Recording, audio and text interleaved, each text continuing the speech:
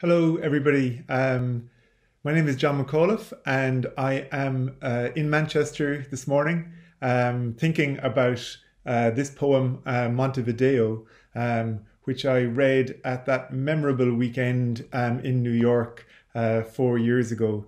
It was memorable for a number of reasons, but it was also just a couple of days before the 2016 presidential election. So it's been very much on my mind as that every 4 year event comes around again. This poem, Montevideo, has its roots in a poem by the Franco-Uruguayan poet Jules Supervé. And I've actually just been recording a lecture for a translation studies class here, which reflected on that poem.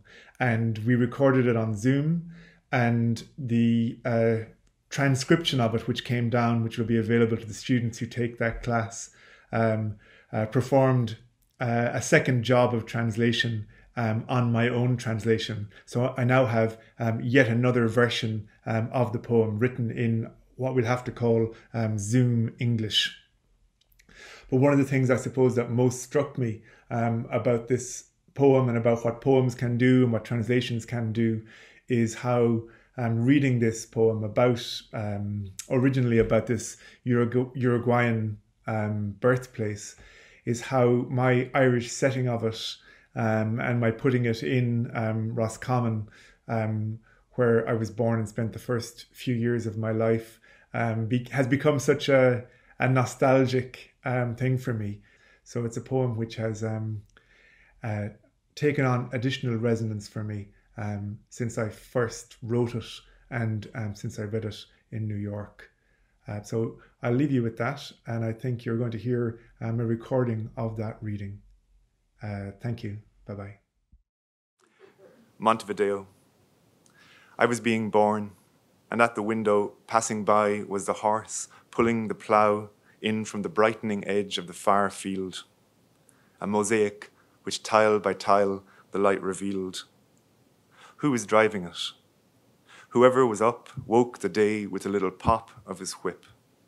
Night's other element, an archipelago afloat above the day he had started.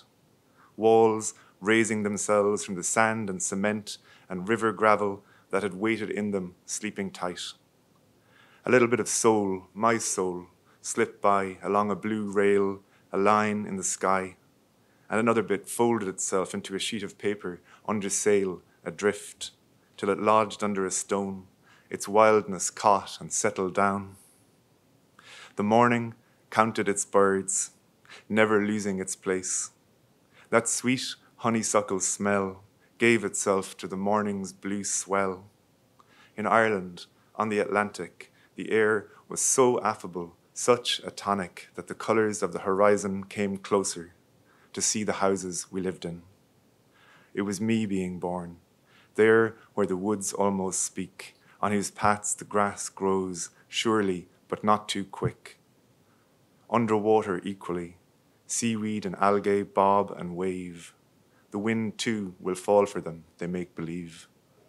Earth, always about to begin again its orbit, recognizes us in its atmospheric dips, feels in the wave and in its profound deeps, the swimmer's head, the diver's feet.